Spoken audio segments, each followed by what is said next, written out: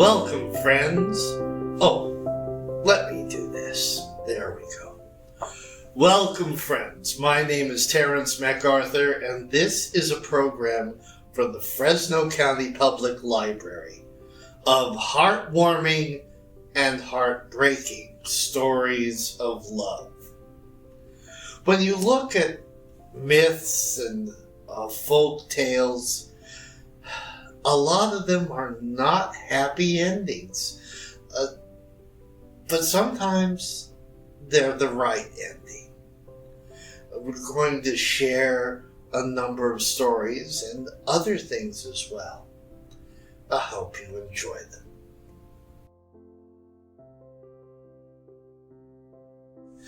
This is a Japanese story, The Star Lovers. True lovers, offer your prayers for the story of the Star Lovers. You see, on the shores of the bright river of heaven, what we call the Milky Way, the weaving maiden used to sit, and she would each day back and forth with the shuttle on the loom, weaving the robes of the gods.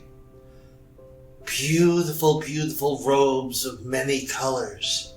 And she would sit there all day, all the time.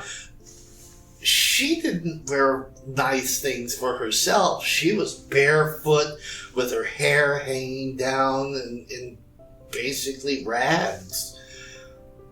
But she never stopped weaving because she had heard, something that frightened her. That if the weaving maiden ever stopped, if she left her loom, eternal sadness would follow her. So she kept weaving back and forth, and her father, a deity of light, was kind of concerned. He said, you spend all your time weaving. Why don't you enjoy life? Oh no, this is my duty. No, duty for a young one like you, that's not right. You don't play with the children of heaven. You don't laugh. You don't cry. You don't weep. You don't enjoy. No. I cannot leave this loom. It is my job. It is my duty. Oh, come now. You can't stay here forever.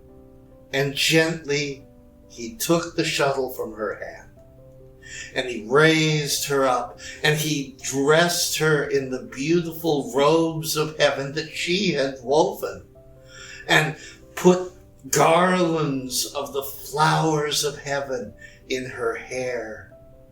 And he married her to the herd boy who took care of the oxen by the bright river. And with him, she was changed. And she laughed, and she sang, and she danced, and she played with the children of heaven. And always she had her herd boy, her love, next to her. And they would clasp one another. He would put his arms around her, and they had love. Only she no longer worked at the loom. The loom was covered with a cloth. She ignored it. And the deity of light was a little bit upset. We're not having new clothes. We don't have new clothes, and you're ignoring your duty. Oh no, I'm alive now. This is how I am. You opened the door. No one can put it back. Not man nor God. We'll see about that. And the deity of light, he banned forever and ever the herd boy, sent him across the bright river of heaven. He called all of the birds, and they formed a bridge, and he went across that bridge, the herd boy, and there he was on the other side. But when she tried to follow, when the weaving maiden tried to follow, the birds were gone. And she stood on the side of the bright river, crying. And then she went back to her loom, and she began to weave. She wove. Sometimes it was gray. Sometimes it was bright, depending on how she felt. Sometimes she was sad. Sometimes she was happy. She had changed. And the great deity of light, he was pleased that she was doing the work, because these were interesting robes. They were different. They were a little unusual, but the gods, they liked them. And he said, I'm so glad that you are happy now and sad. Happy? No. No, I'm not happy. This is sorrow, eternal sorrow in my heart. Well, what can I do to help? Give me back my love. No. I have eternally banished him, and when a god does this, it cannot be changed. I thought so, she said. And she shuttled the loom back and forth. Look, there is something I can do. On the 7th day of the 7th moon, I will call together all the birds, and they will make a bridge across that bright river of heaven. And you will be able to cross over for that day, and then you must return. And indeed, that is what he did.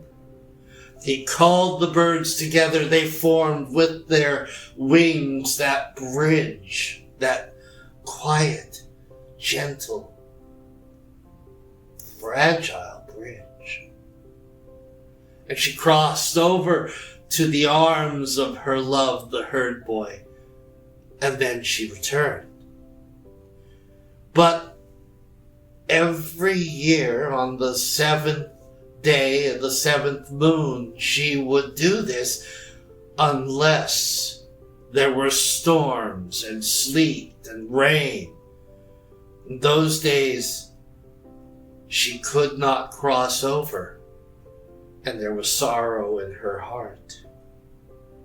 So true lovers everywhere, let you make prayers for good weather for the 7th day of the 7th moon. You still fascinate and inspire me. You influence me for the better. You're the object of my desire, the number one earthly reason for my existence. Johnny Cash to June Carter.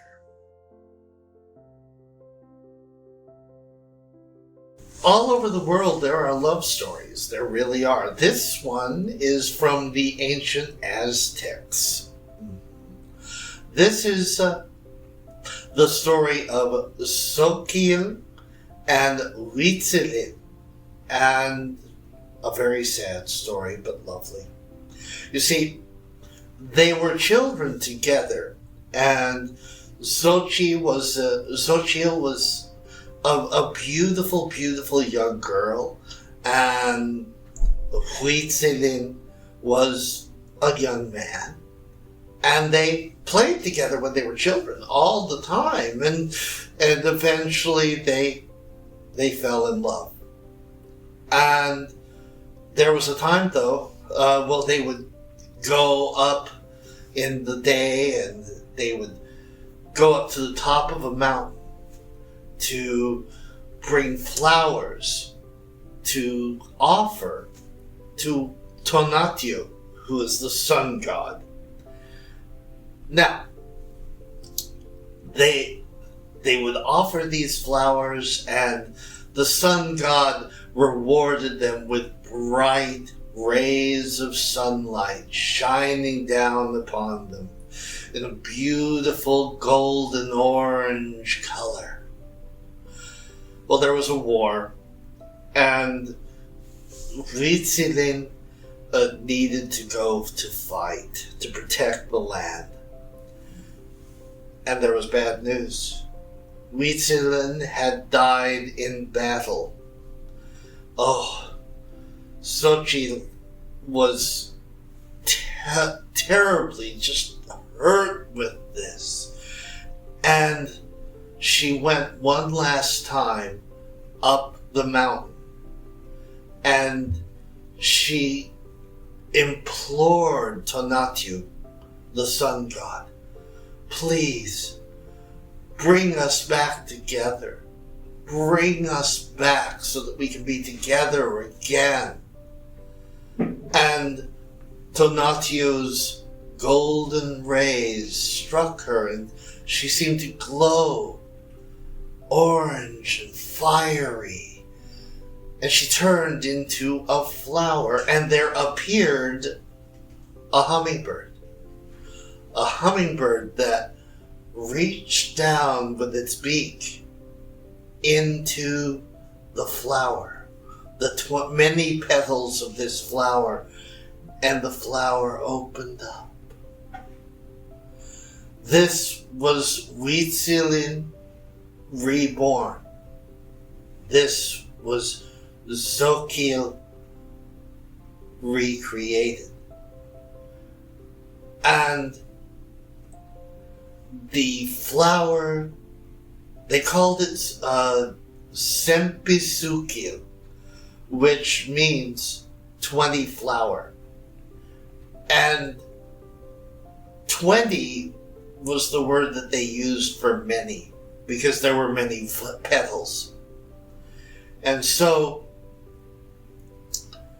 this flower, the Sempisukil, the Mexican marigold, became the flower, that beautiful flower of the Day of the Dead. And that's why when you see the movie Coco, all that bright orange, all those bright flowers, that is the Sempisukil.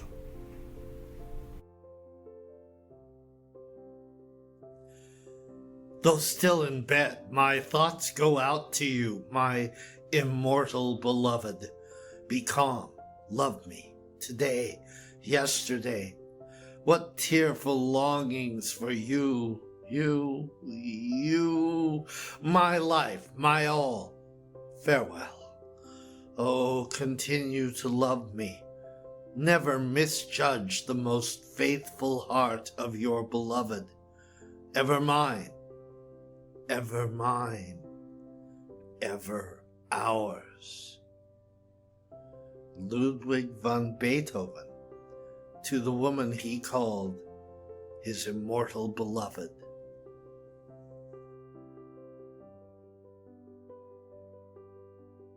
This is a story from Japan. And in old Japan, in a village, was a giant willow tree. Oh, the people of this village loved it for generations and generations. Why, in the summer, they would sit in the shade of the tree after work was done, and they would talk cook and meat. And it was a great place. And in the winter, it was like an umbrella of snow over them.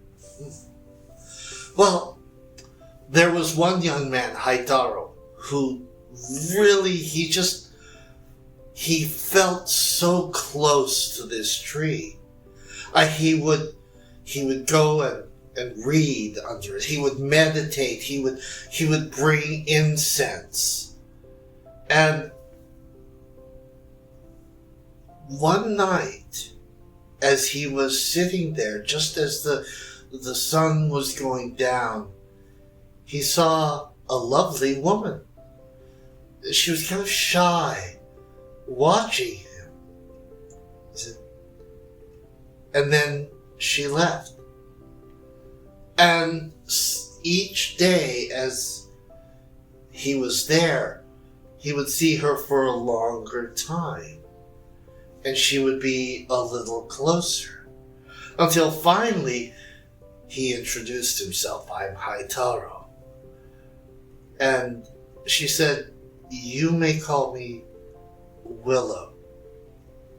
Well, she loved to sit and listen to him as he talked about how wonderful this tree was and how beautiful and how useful.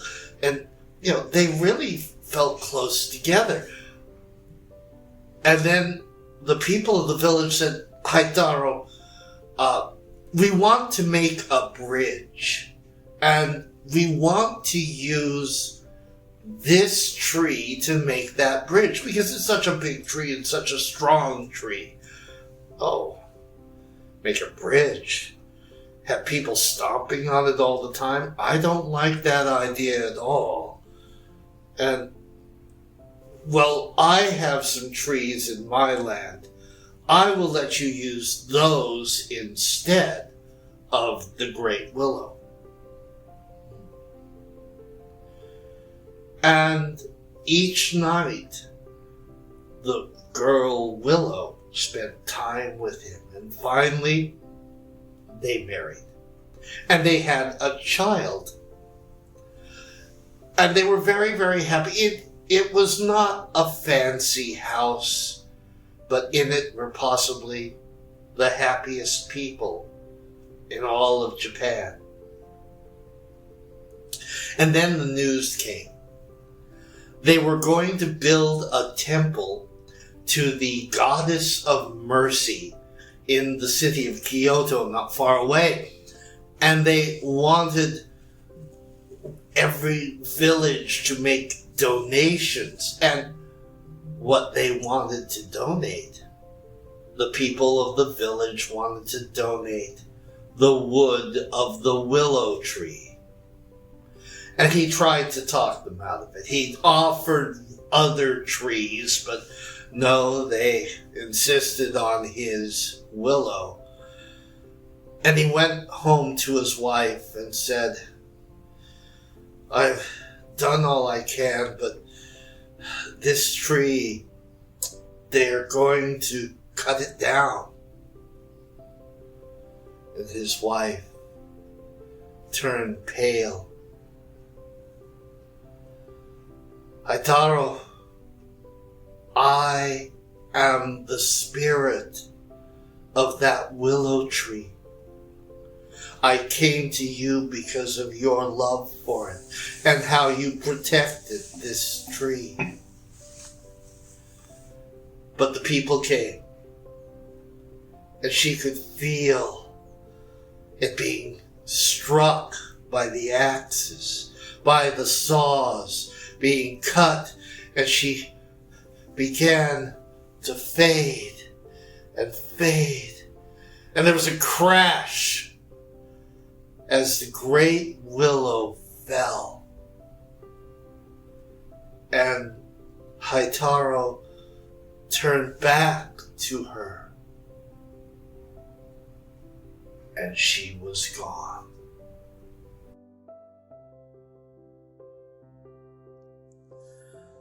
The charms of the incomparable Josephine kindle continually a burning and a growing flame in my heart.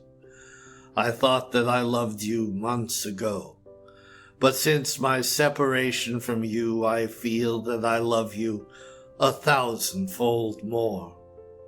Each day since I knew you, have I adored you more and more. Napoleon Bonaparte to Josephine de Beauharnais, his Empress Josephine.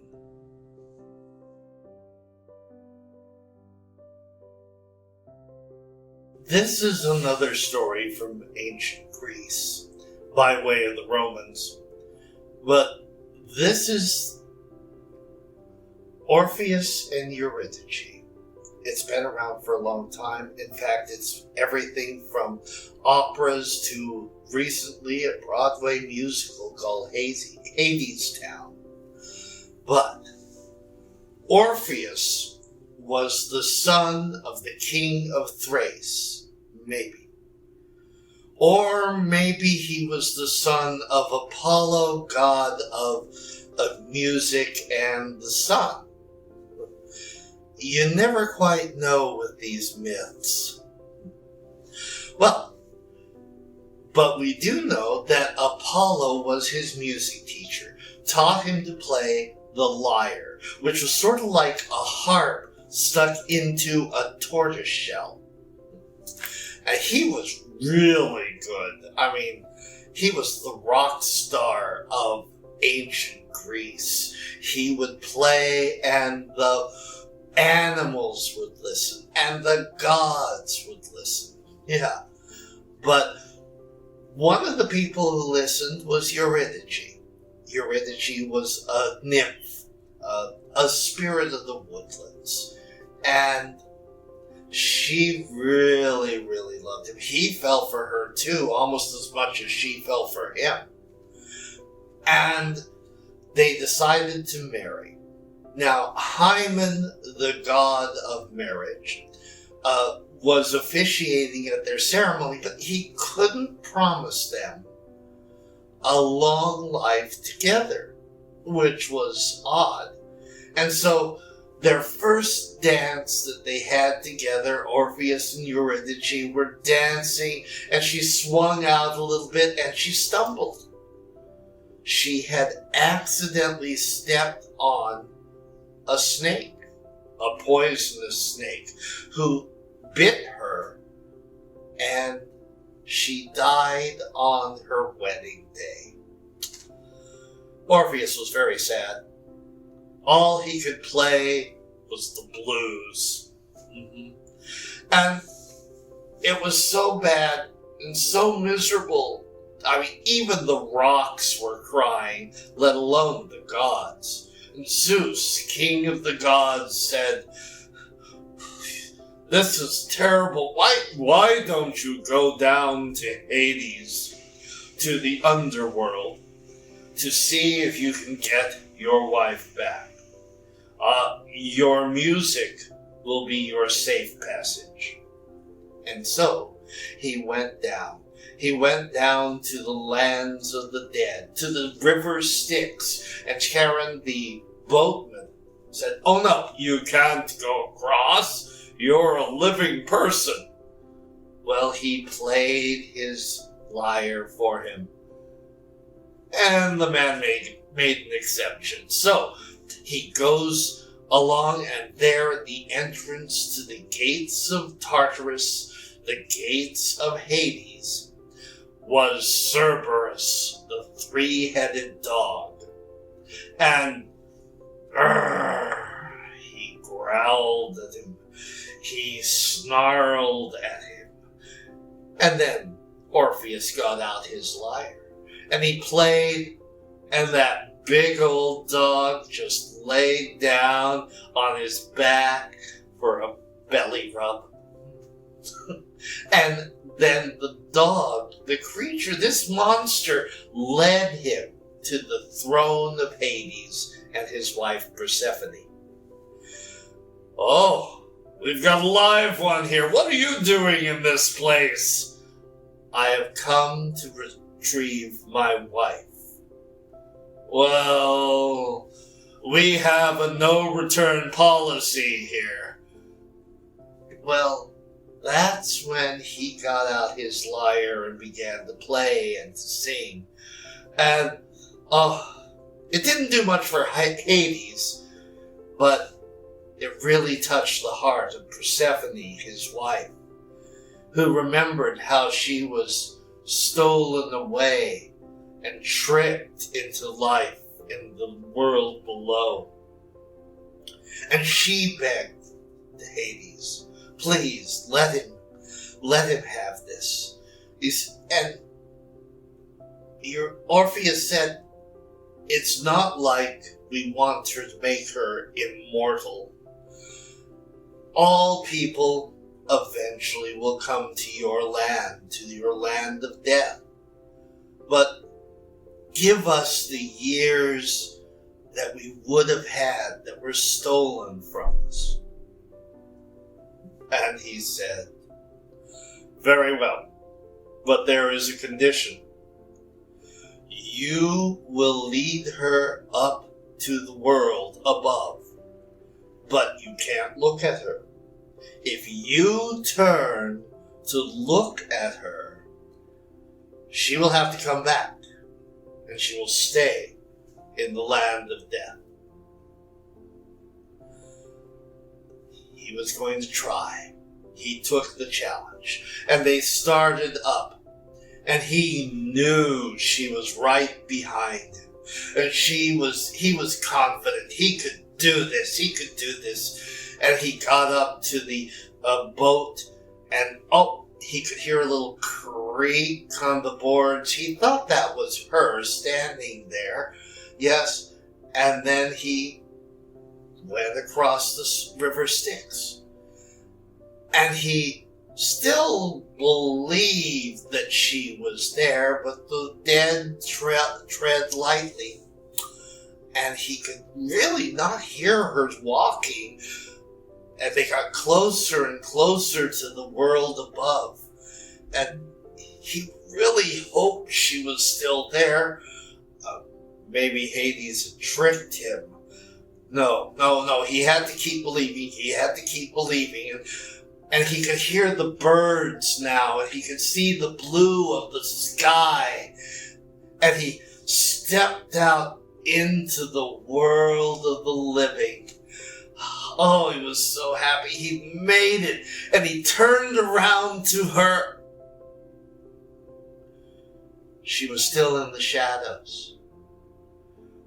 There was a loud wailing sound. He didn't know if it was the wind or him, as she was pulled back, down into the underworld. And the last thing he heard was, farewell.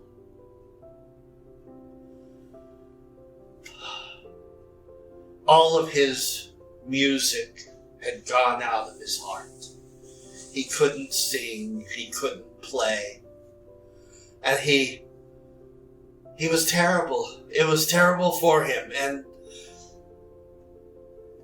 he just didn't want to be around women anymore. And there were a group of women that were very upset by this. They wanted his music. They wanted him.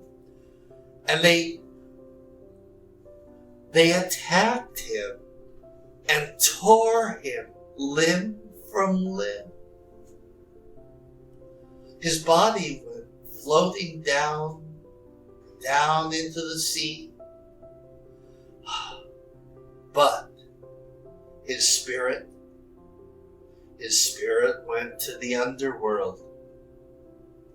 And there was his wife. He found her. He found Eurydice. And so they had their own kind of happiness. Maybe not the kind of the world's, but they were happy with each other.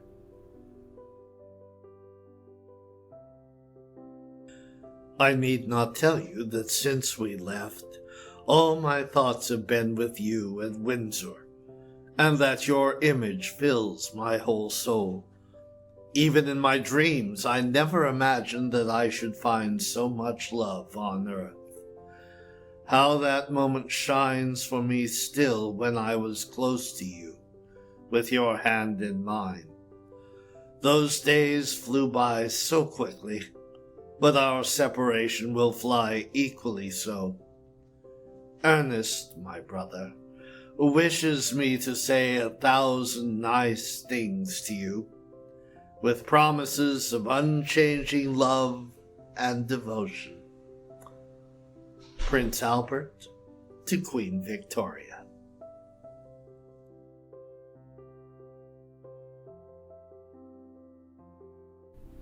This is a very, very old story. Came from ancient Greece, but actually it came from ancient Babylon, according to them. You see, in old Babylon, there were two houses side by side, and they shared a wall between them. In one house was Pyramus, a very handsome young man. In the other house was Thisbe, a lovely young woman. But their parents, well, they were not happy with each other, and they fought, and they forbade the two young people to see each other. But love always finds a way, doesn't it? And this old house had a little bit of a crack in that adjoining wall. And if Pyramus was really close to it, he whispered, she could hear him on the other side. Well, they said, look, I'll meet you tonight at the mulberry tree by King Ninus's tomb, and we'll get together and we'll run away and we'll get married. Well, she agreed. And she was a little earlier getting out of the house than he was. And so she arrived at the mulberry tree and she said, Pyramus. But you know what answer she got? A lioness roaring at her. It was fresh from its first kill of the night with blood dripping out of it, and she ran in fear. Well, when Pyramus arrived, he saw that there were tracks on the ground and a blood-smudged veil that she had dropped. The creature had stomped all over it and smouthed it. Well, he didn't know what he could do. How could he live without his love? She must have been eaten by this monster. And so he took out his sword and he stabbed himself.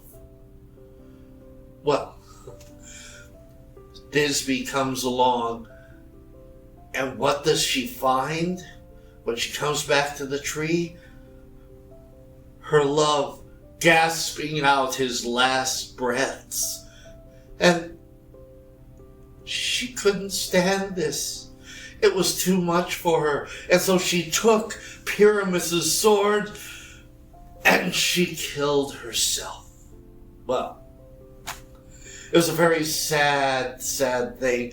And the blood that had spattered from these two darkened the white mulberry berries to give them a dark, dark hue.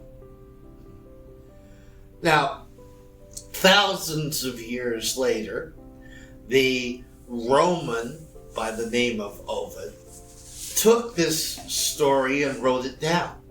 And centuries after that, Shakespeare used it twice. Once he used it as a tragedy of Romeo and Juliet. But then he also used it for laughs in A Midsummer Night's Dream. Centuries later, Leonard Bernstein and Stephen Sondheim used the story for West Side Story. Yes. And sometimes it just shows you that this whole thing wouldn't have even happened if they had had cell phones with texting and instant messaging in ancient Babylon.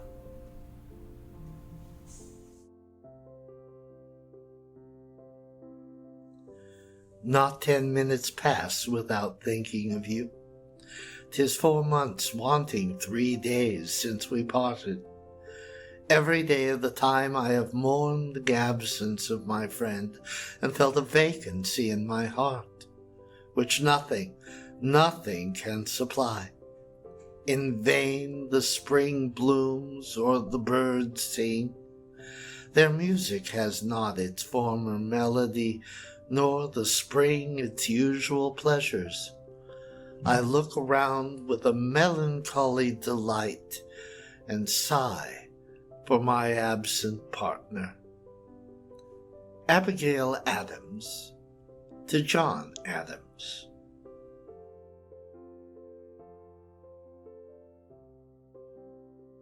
Now, this story is from the Native Americans of our American Southwest. And it's a story of what's called a pourquoi story. It's why things are the way they are. And it's called Why the Sun Never Married the Moon. And Mr. Sun was in love with Miss Moon. He thought she was just so beautiful with her pale skin, loved her so much he even ignored some of the dark blemishes on her face, and he loved that she was so quiet and so calm and shy and a good listener. Well, and he loved her because she was her. Now, he went to her and said, "I love you. Will you marry me?" And she said, "I love you too. But I will marry you if my Mother Night, will give us her permission and her blessing." So he went to Mother Night. He was so excited. Happiness would soon be his. Yes. He said, "Mother Night, I love your daughter, Miss Moon. I wish to marry her and make her my bride." Well, there was something he didn't know. Mother Night hated Mr. Sun. That's right.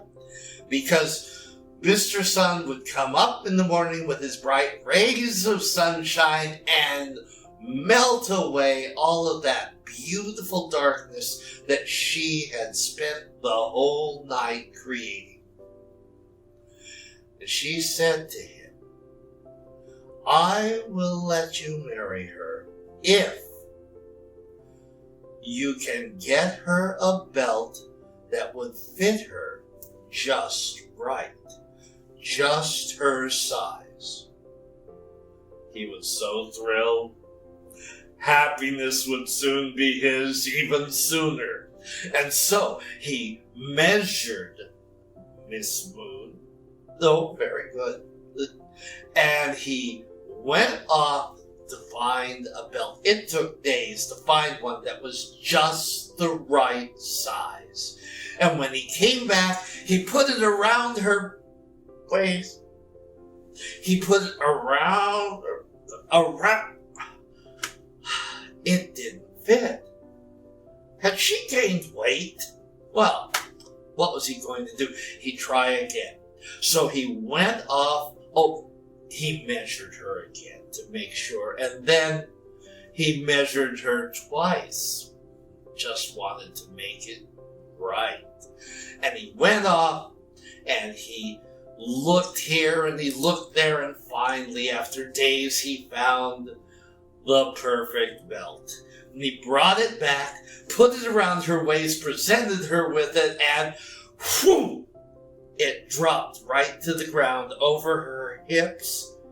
She was so skinny. Well, he tried again and again, over and over, and he could never find a belt that fit her exactly just right. It was as if she kept changing shape. But that's why the sun and the moon never got married.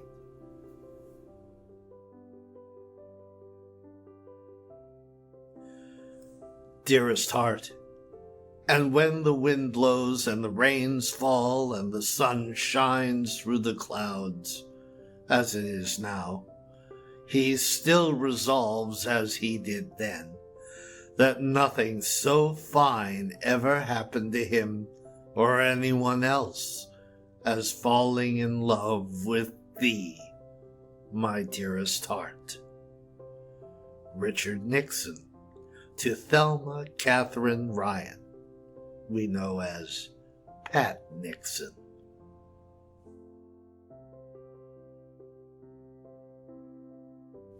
Do you know what Spoonerisms are? Well, there was a man, William Archibald Spooner. He was a professor at Oxford. He was also a minister. And he had a little problem with language sometimes, that he would mix up the sounds at the beginnings of words. For instance, dirty lies would become lurty dies. And this became known as Spoonerisms. People kind of make whole stories out of them. In fact, this is a Spoonerism fairy tale that was written by Archie Campbell, who used to be on the Hee Haw show. It's called Rindersella. Punce a wan a time, in a corn country, there lived a beautiful girl named Rindersella. Rindersella lived with her muggly other and her two sad bisters. And in the same corn country, there was a very pransome hince. Now, the pransome hince was going to have a bancy fall. And he invited people from riles a mound, especially the pitch reaple. Well, Rindersella's muggly other and her two sad bisters, they went out to buy their drancy fesses to go to the Bancy Fall. Well, Rindersella could not go to the ball because, well, she had nothing to wear but some old rurty dags.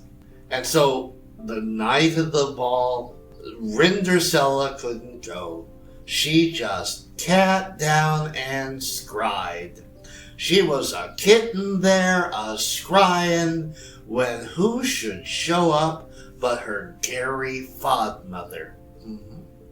And the Gary Fodmother touched her with her wagic mond, and there appeared King Boach and Hicks White Sources to take her to the Bancy Fall. Well, the Gary Fodmother said, Rindersella, you must be home before midnight, or I'll turn you into a token. Well, Rindersella arrived at the Bancy Fall, and the pransome hince, he door because he had seen her. He was looking through a wooden window. And Rindersella and the pransome hince, they danced all night until midnight, and they lell in love. Well, at midnight, the mid-clock struck night, and Rindersella stinks down the rares, but when she beached the Rotham, she slopped her dripper. The next day, the Pransome Hints went all over the Corn Country looking for the beautiful Burl who slopped her dripper. Well, he reached the house of Rindersella. He tried it on the Muggly Other. It did. He tried the slipper on the Sisty Ugglers, and it did. Then he tried it on Cinderella. It did. It was exactly the sight rise. But they were married and lived happily ever afterwards. Now, the story of the Maury is this. If you ever go to a Bancy Fall and want a Pransome Hints to lull in love with you, remember to slop your dripper.